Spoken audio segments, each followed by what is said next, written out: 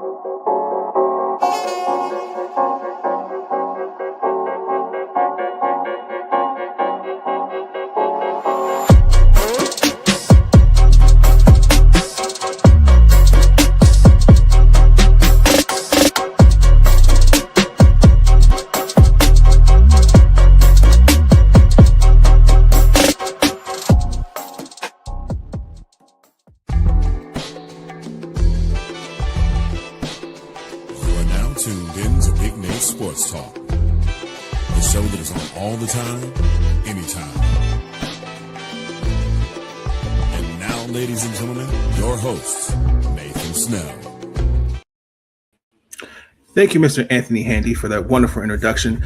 Good morning, ladies and gentlemen. It is your host, Nathan Snell's Big Nate Sports Talk podcast. This episode is a very special one. Before we get into that, I know it's been a few weeks since you last saw me. A lot has happened since then. The NFL season is officially over. Thank God. Because for the Ravens, this was one hell of a season. This was one crazy season. But we'll get into that later. Please continue to like, comment, and subscribe for our future content for the podcast. College basketball is almost ready for the conference tournaments, and then March Madness will be approaching. I do have an NFL mock draft. It's almost done. I got like 5 more teams to work on.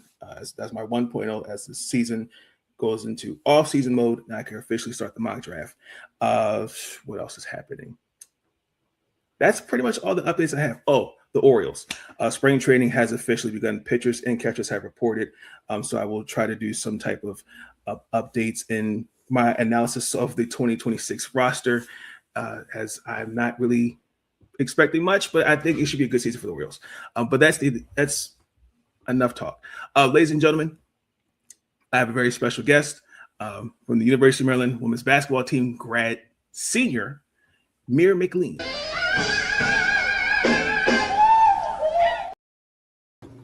Mir, good morning. How you doing? I'm good. How are you? Great, thank you. Ladies and gentlemen, Mir McLean, grad senior for the University of Maryland women's basketball team. I think is the secret defensive ingredient for the team. From Baltimore, went to UConn and Virginia. And fun fact is a member of the AKAs. I know it was recently Founders Day, so I hope you enjoyed Founders Day not too long ago. And is a fluent Arabic speaker. So I thought that was interesting. I know they sometimes post videos on the Twitter page, X page, and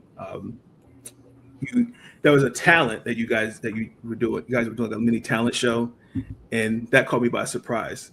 So like, how did that come about? Yeah, so in my high school, Roland Park Country in Baltimore, we were offered up in high school to speak another language. And by the time I got to high school, I'd already taken Spanish, French, Latin, sign language. And so I wanted to kind of expand my horizon with something else and not necessarily dig into what I'd already learned.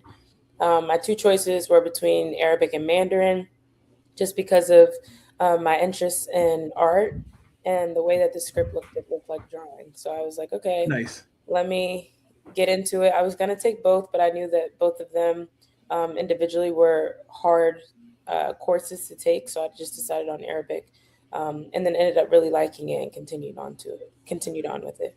Have you used it in any way, like going on vacation or like going to grocery stores, anything like that?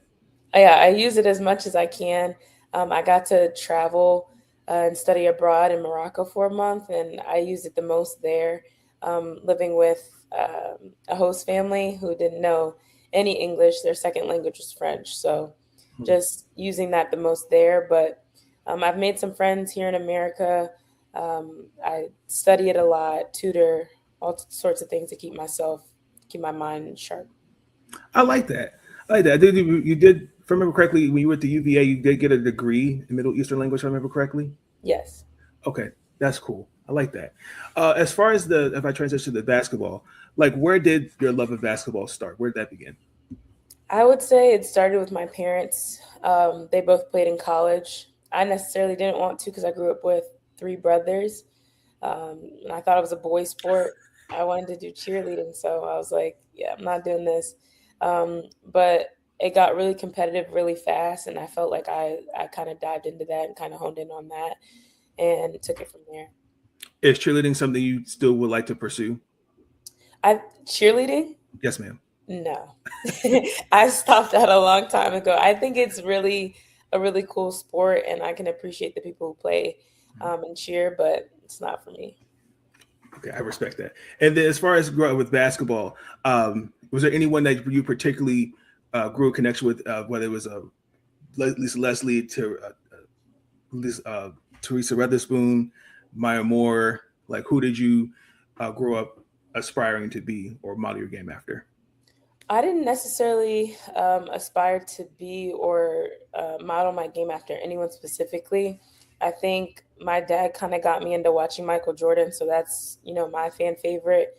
Um, Are we talking the Bulls Michael Jordan, or are we talking the Washington Wizards Michael Jordan? we're talking any Michael Jordan, any Okay. story, any trash talk. I just think it just like hung on to his persona.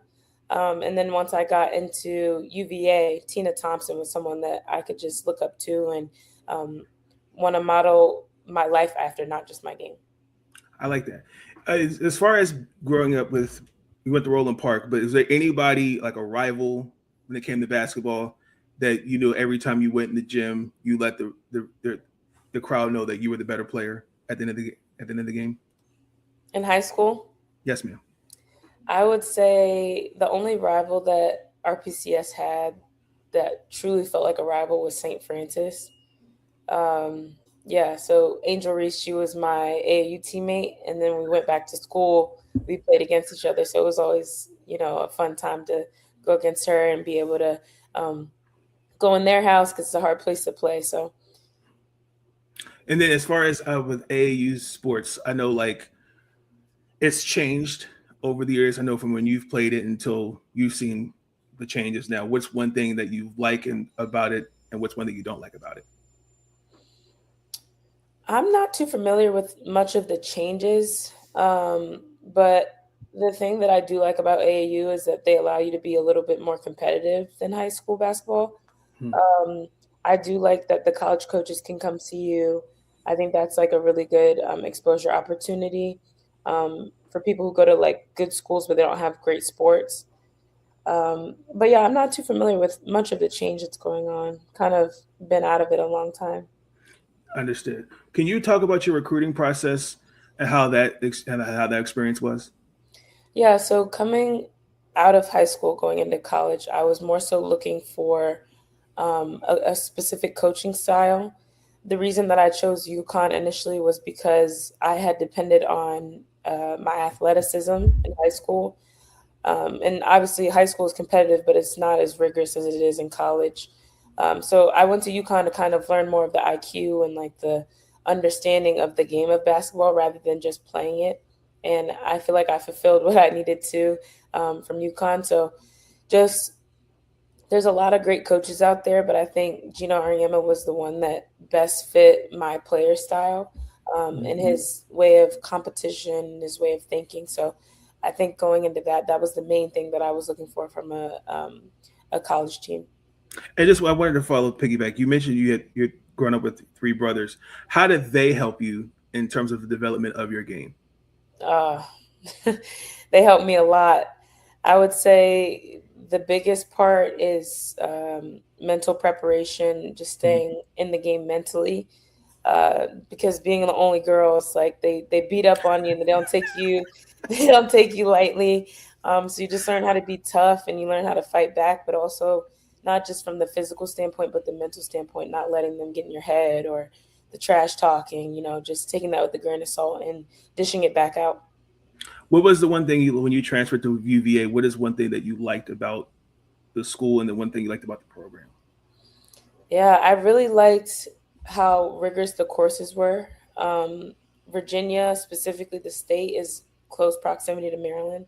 Mhm. So there was a lot of resources that I could get with my Middle Eastern language degree.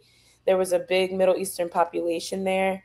There's an Afghanistan refugee camp there. So it was something that I could kind of look into and kind of immerse myself and really understand if that was something that I wanted to do.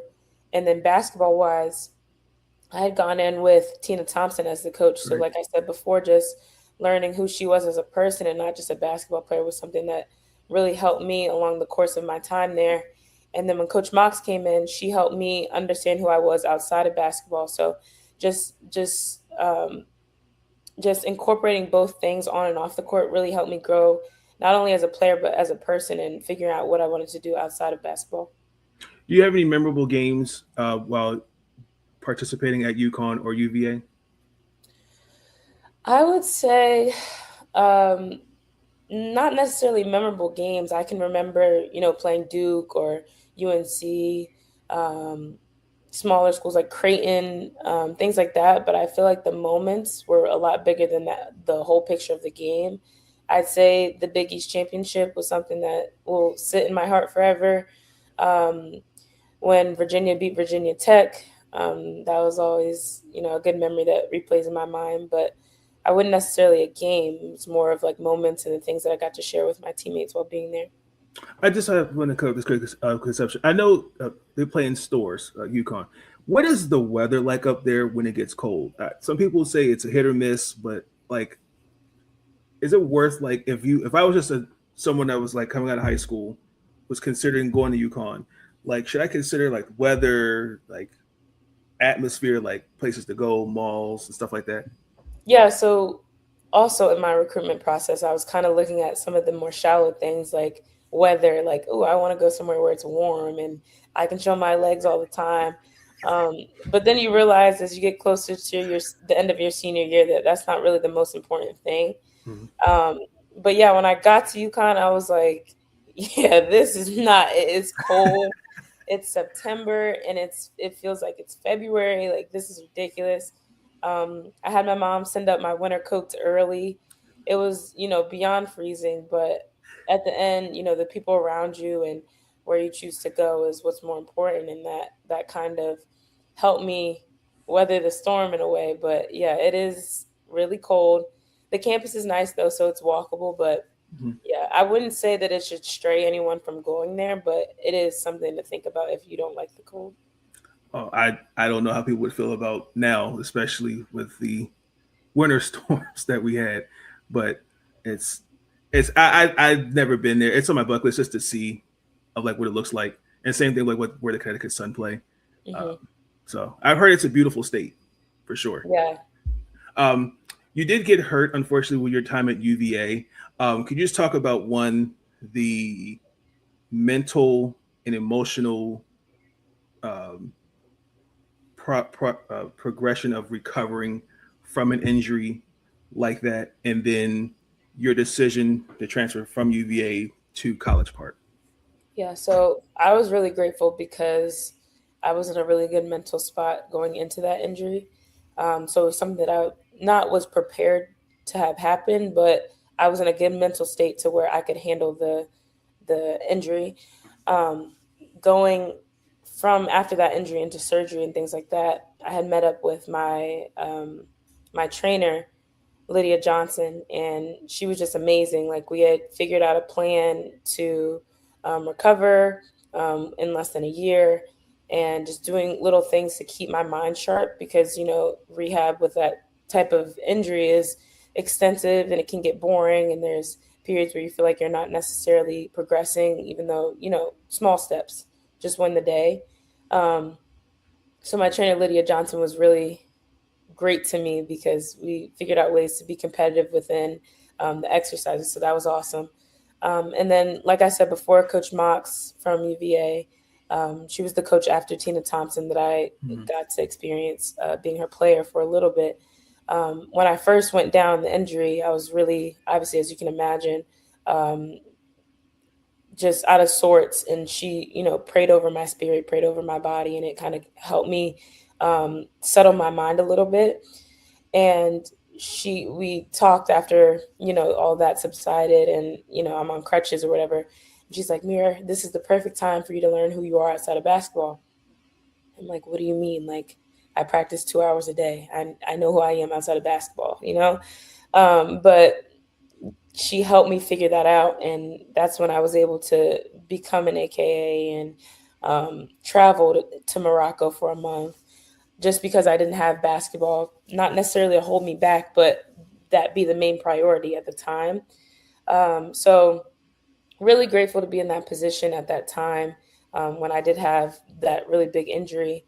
And then what ultimately led me to transfer from UVA to Maryland was that I had taken everything that I learned from UConn, everything that I learned from UVA, and I had gotten to a point where I was just super duper comfortable. Like, I had made it the best that I could have made it. And I wanted to kind of get outside of my comfort zone. Transferring twice isn't easy, transferring once isn't easy.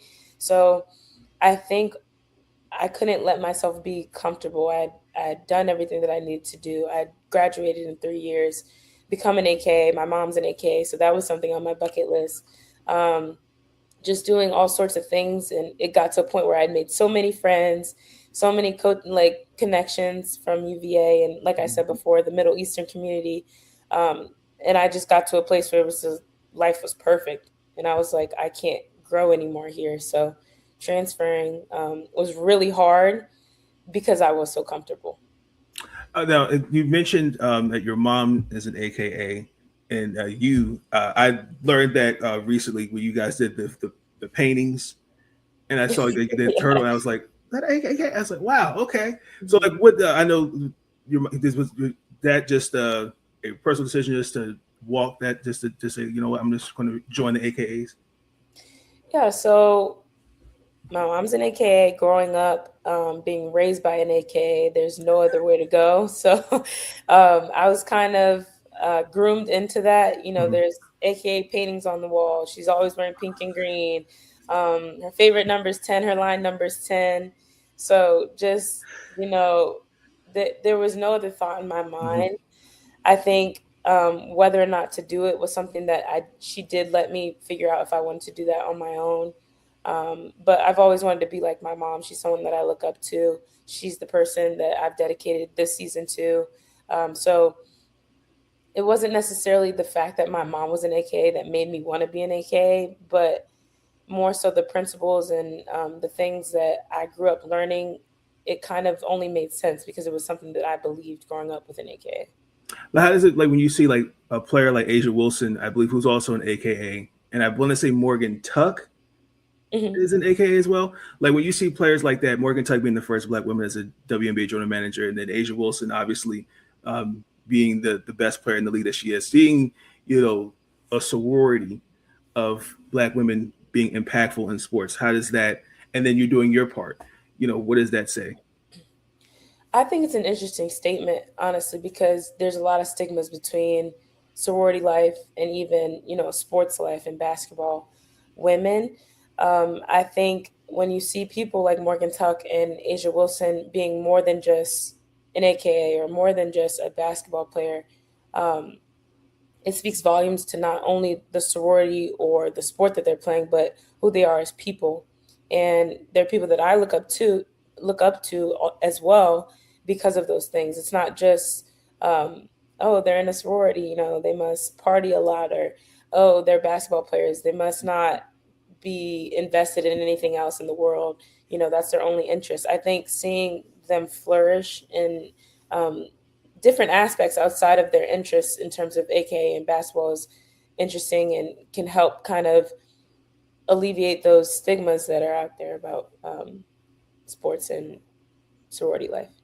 I respect that. One of my friends wanted me to ask this because you went to UVA.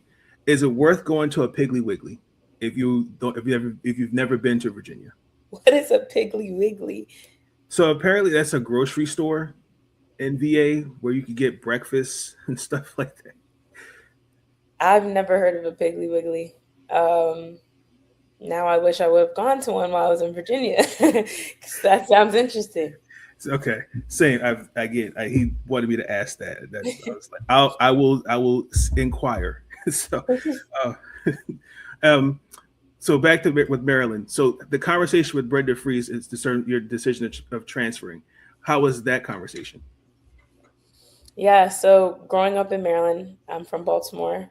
Um, I grew up watching them. I grew up watching Coach B and her staff grow and flourish. It was just something that was, a cool thing to do after school, go to a game and hang out with my family.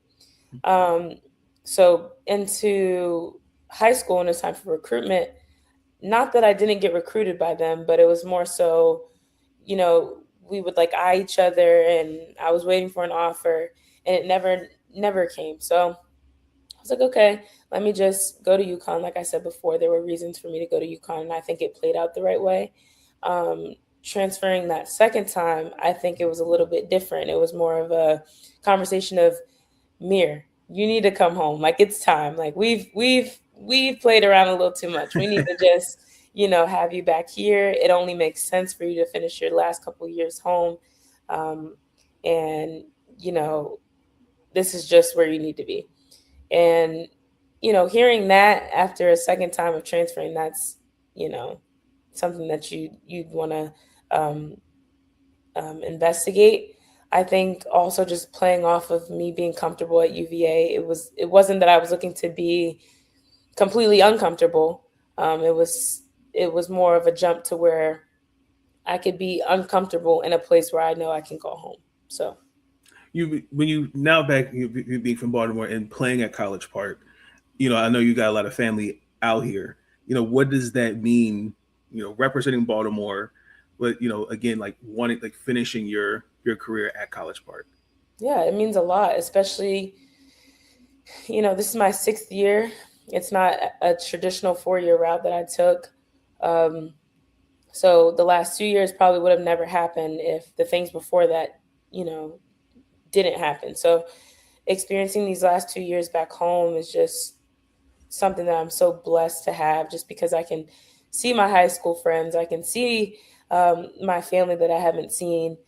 And then with basketball being in the wintertime, it's like um, you miss a lot of holidays and small moments with your friends and family that I think that I can kind of on the back end after these 6 years kind of experience my friends and family grow up a little bit more. I'm able to see my brothers. I'm able to see my friends from high school that I haven't seen in years. So, and they're able to see me in my element and not just watch me on TV. So I feel like being at home at Maryland just makes sense. And it kind of is like a full circle moment. For sure. What was it like to reunite with Amari DeBerry last season? Amari, yeah, that was it was fun. I will say we did have a blast. Me, Amari, and Sailor were just enjoying ourselves last year. And Sailor Um, Poffenberg. I forgot about that. My yeah, apologies. Sailor, yeah, um, yeah. I would say it was nothing short of amazing. It's always a good time with her, and I think you know learning what we learned from UConn and being able to have that bond at Maryland made it all the more wild to spend our last few years together. Did you ever think the three of you would ever finish your college careers together, in a sense? No.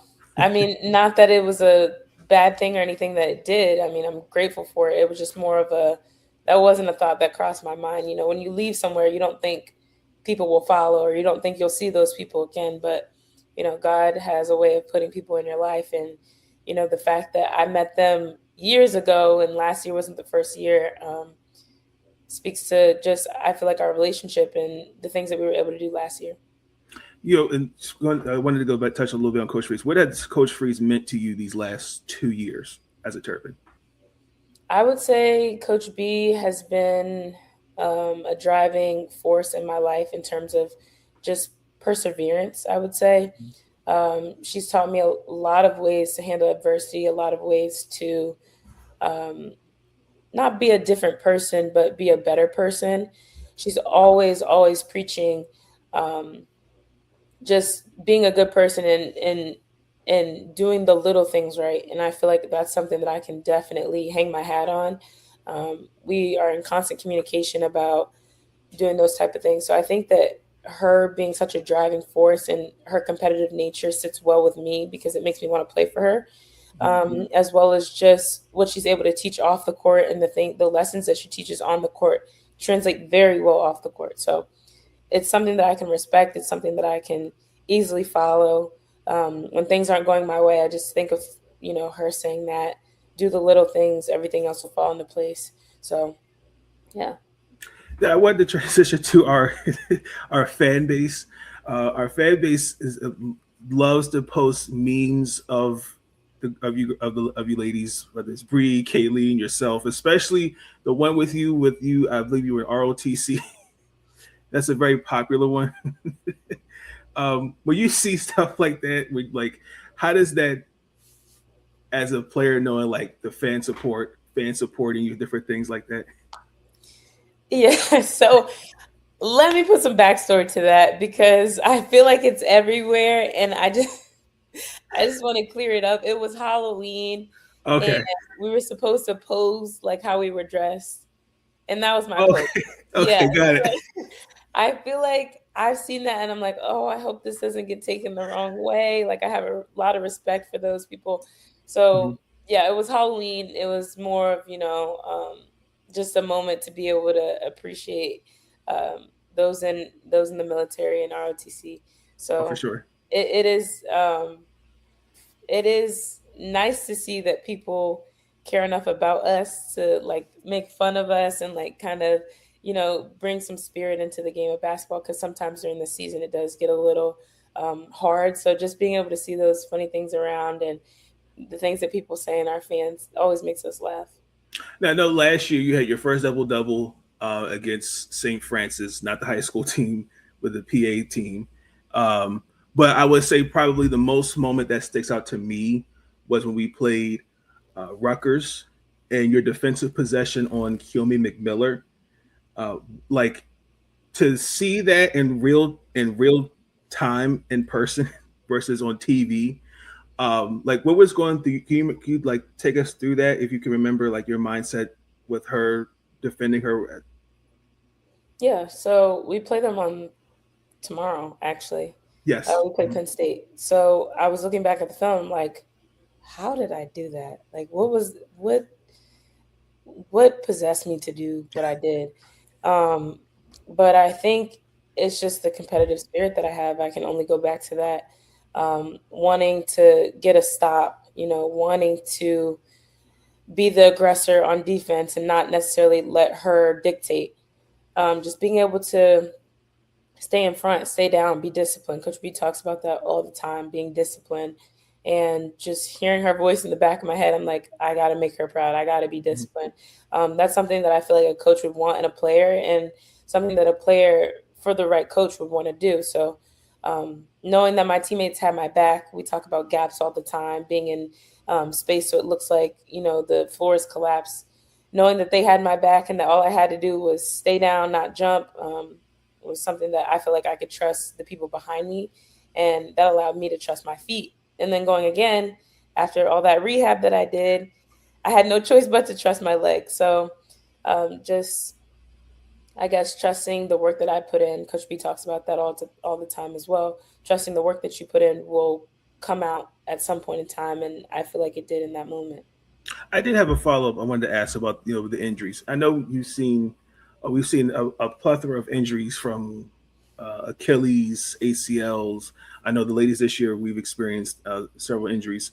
I like is that does that attribute to just the wear and tear as from playing sports from when we're as young as 5, 6, 7, and just the amount of lack of rest, just how sports is? Like, what do you think? I mean, yeah, I think just the game of sports in general, no matter what sport, you're always prone to injury. That's always a risk that you take when you play. I think specifically for women, I'm not necessarily too sure about the scientifics behind it. I've heard of like your menstrual cycle, your body gets a little bit more lax, so you're more prone to injury when you're on it. I've heard women, because they have hips that are wider than their legs, they're more prone to injury. So I know there is some scientific reasoning behind it.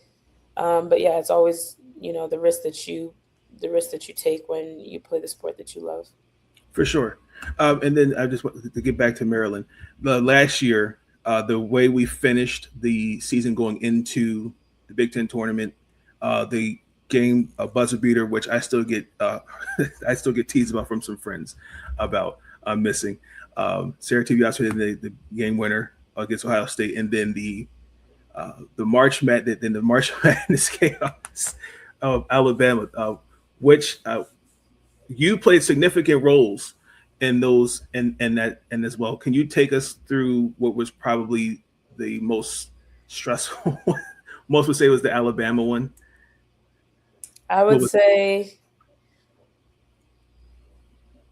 that's a hard question. I would say the most stressful one was the Ohio State game, because it would help with the seeding for the NCAA, as well as, they had beaten us before. So it was more stress to win that game. And it went into overtime. So it was just like another layer of stress. I would say that the Alabama game wasn't necessarily stressful. It was more of like tiresome. Like it felt like the team wouldn't just go away. Like it just was something where I was like, oh my gosh, again, like overtime again. Can we just do sudden death or something? I don't know. That's really how I felt. Like there's pictures out there where my two freshmen, I mean, I was a senior. I'm a senior this year. But my two freshmen, they carried me off the court because I was so tired. I was like, Grandma cannot do another minute. But yeah, like Christina Dowsey, she played a lot of minutes, and she was like, going into the second overtime, she was like, you guys don't want to go for a third? And I'm like, no. Like she was just joking, but it was just like, let's finish this off. Like, but it did put, it did take a load off of our backs to have that good laugh from her, because it was stressful. Not to say that it wasn't, but it was more of a mental strain than a physical one. At the end, it felt very physical. I was tired, but I'm grateful to Christina that she was able to, lighten the mood a little bit, because For sure. Yeah, it was very more of a mental strain than physical, even though it was both. I still think it's probably one of the best things to ever cover in person. Thank you, shout out to Rose, for letting me be a part of that, because that was other than the Norfolk State game, which everyone doubted us to lose in that one, which I'm still not letting that go. Yeah. But the Alabama one for sure. That was probably the most fun, but it's at the same time, like I'm sitting there on the baseline, like, okay, like I win this game. But I really feel like people don't give Amari DeBerry credit, except because her shot started that comeback. That's just my opinion. But then your defensive prowess as well. I think I want to see you finished with 10 rebounds, if I remember correctly, and when it was all said and done. So when you're not playing basketball, I know you already kind of touched on it. What does Mir like to do? Yeah. So I love to read. I like mystery thriller books. I love something I like to do, whenever I'm free and I want to work out, but I don't, want to work out. I like to kayak a lot. Helps with my arms and, stay toned in the off season. I love to learn new things. I think that's why I love Arabic so much. So I try to keep up on that, do my Quizlets, my tutoring sessions, things like that. But I would say the biggest thing that I like to do is reading. I mentioned art before, just arts and crafts, things like that. So I was kind of in my element when I was making that turtle when we did the painting. But yeah. I wish I would have brought it with me, but we had a book, because I know sometimes they take pictures of you guys getting on the plane. You had this one book. It was called The Other Misses. A friend of mine, we both started like a reading thing together. And I kid you not, The Other Misses was a book that we read last year. So when I saw that, I was like, oh, I have that book. I wish I would have really brought that out and showed you that. So, because I'm like somewhat into thriller, but I like nonfiction. That's really my kind of go-to. This year, I know it's been a bit of a struggle with injuries and kind of getting back on track, but Maryland had just a successful road trip. This year, we have a good, I felt like it's a great group of players. Just how have you mentored your freshman from last year? And then how have you even helped last year with Bree with her injury recovering? And then Ava, I know, went down, Leia. Just how have you been kind of earworms for them in terms of getting them through the mental and emotional aspect of recovery?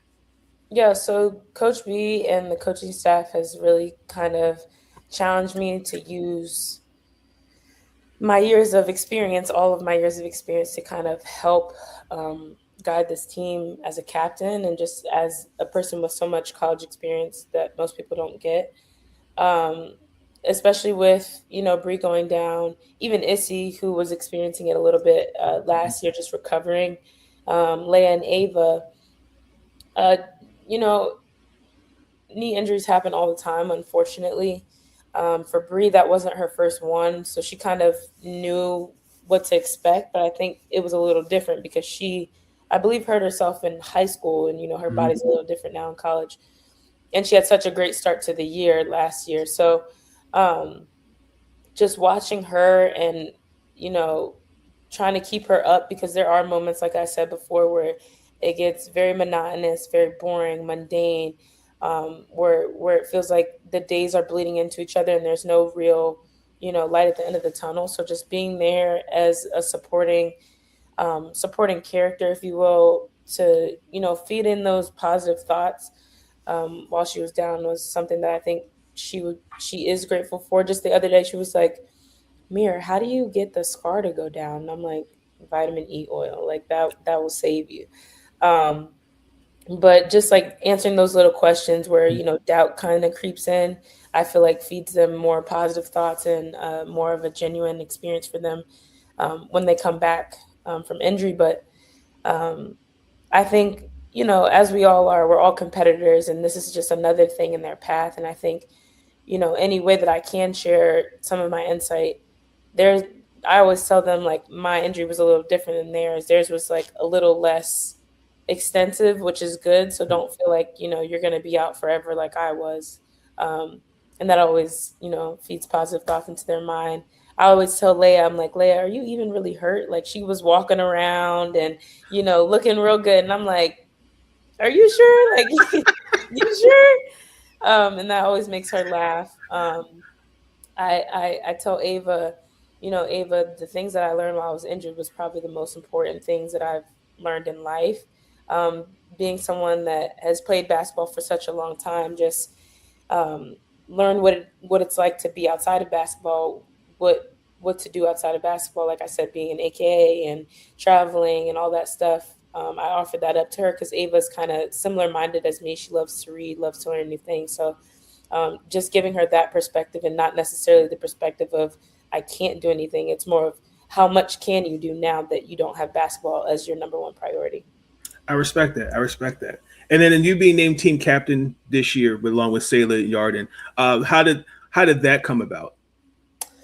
I would say, I mean, we voted for one, but just knowing that my teammates trust me enough to kind of lead and take part in that was a nice feeling to experience. And between me, Sailor, and Yarden, like, we're all different forms of leaders. Yarden's are more of lead by example, Sailor's by communicating or by relationship, and I'm also by communicating relationship, but more of the in between. So knowing that we all have different experiences and different backgrounds, and that we're all seniors, I feel like it means a little bit more, just because this is our last year and we want to go out the right way. Um, and I think that, our freshmen and our underclassmen, they do trust us as captains, and they do trust us as people to lead us into that. So just experiencing that felt really good. Now, not just Coach Reese, but what has the coaching staff this year? What have they been like for you these last 2 years? They've been awesome. I mean, they're all extended resources that I can use. If they can't help me, they know who can, and they never hesitate to help. They never hesitate to reach out to, you know, they're not your normal coaching staff. I feel like some coaches just care about basketball, or some coaches just care about the success in a team, and they definitely care about those things. But there's more to it than that. They care about you as people, and then especially as a senior this year, as a senior this year, with no more years of eligibility left. I think they have kind of extended their leash a little bit more, just to kind of figure out what I want to do after college, and to help me kind of transition from ending my basketball career, ending my college career, to start working in the real world. If you don't mind me asking, do you have any? Do you see yourself trying to play like in the WNBA, any like professional basketball for a little while before you decide to go into, a professional career? Yeah, I think I'm going to give myself the opportunity, if the opportunity arises, and just trying to put myself in that position. But if it doesn't work out, then it wasn't for me. So, not putting that stress on myself, especially in my last year, my very last year. I've been a senior 3 times in a row, so just trying to experience this very last one in the best way that I can. Absolutely, I like that. We're coming off a 2-game road trip victory, where we one had grilled corn against Nebraska. I teased one of my friends that we were teasing about that. Oh, we won, and then the Spartans got Spartan the win against Michigan State. So, just how did that feel getting back on track with those 2 wins? I mean, it felt like the Seahawks won the Super Bowl. It felt like we won the Super Bowl. um, it felt like we had finally kind of gotten through the rut of things. Losing like that in a row never feels good for anyone, but especially because we have such a high standard at Maryland. Sure. Trying to figure out our identity and what was going on, choosing to fight, choosing to come together. A lot of teams, Coach B says, a lot of teams would have separated in a negative way. They would have, driven apart, blamed people. And I feel like we kind of came together in that moment, in that time of adversity. I feel like that speaks a lot to not just the seniors, but the underclassmen who don't know any better.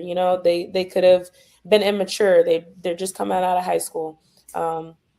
Even, Brianna and Kendall Walker, they haven't played last year, so they're still coming out of high school. They're freshmen as well. So knowing that our freshmen have that fight in them as much as the seniors really helped me as a senior understand like who I have on my team. And, I have fighters as well. And it's not just me. It's not just the person next to me. It's the people who don't know any better, the people who haven't played in a tournament yet. So just knowing that we have that fight in us, and especially taking these losses now while we can and learning from them now before we get into tournament play was something special to see. And it felt so good to just take it out on someone else. February fresh. Yeah. Really quick, I did have one. I'm sorry. I wanted a side question. Who, I noticed Coach Freeze has been getting on these like social trends, like TikTok trends, all that. Who's been responsible for that?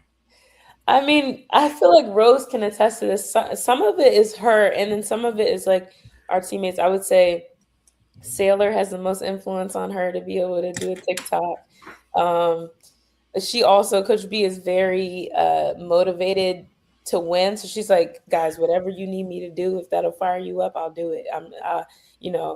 If you need me to do the sexy Dexy, I got you, but we got to win. And I'm like, okay, let's win then so we can see B do a sexy Dexy dance.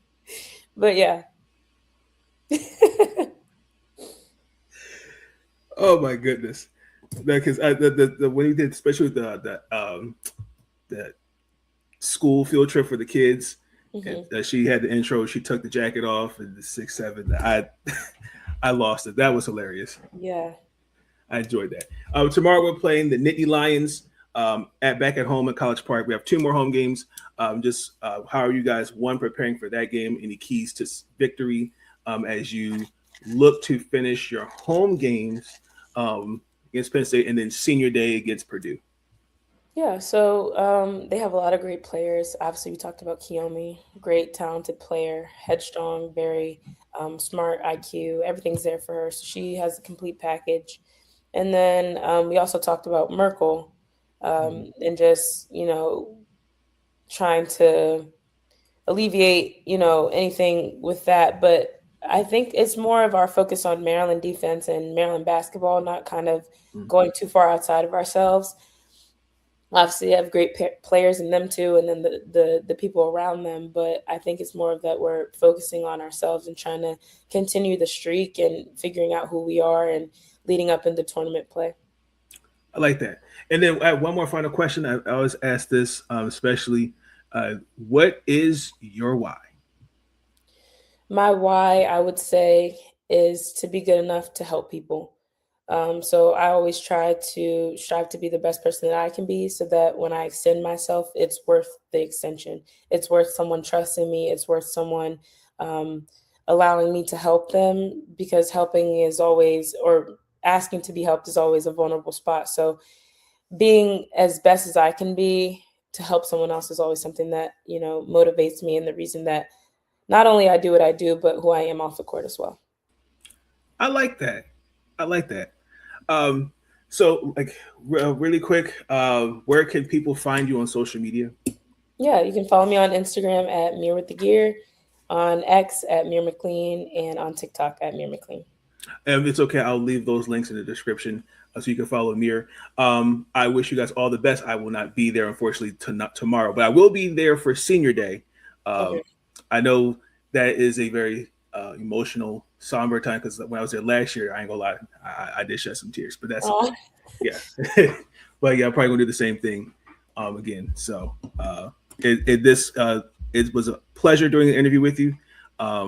You've been having a great season. I know it may have not been consistent, but when you've been out there, you've 1,000%. You're just like this Energizer bunny, and I feel like when the team needs a spark, you give the response. And I've since last year, that's like one of the players I've like built a connection to, of saying, like, if I was starting a team, like, that's a player I'd want. So thank you. Yes, ma'am. So, ladies and gentlemen, that's going to conclude this episode of Big Nate Sports Talk Podcast. Please like, comment, and subscribe for our future content. And I will do a video as we get ready for Maryland versus Penn State tomorrow. I'll do that later this evening when I get and check that out. I'll probably do that live. I'll see how I feel. But until then, I'll catch you guys on the flip side. Enjoy the rest of the day, and I hope you are all having a great week. Peace. Stay out. Thank you for tuning in to Big Nate Sports Talk. If you enjoyed that episode and you want to see more content, be sure to like, comment, and subscribe.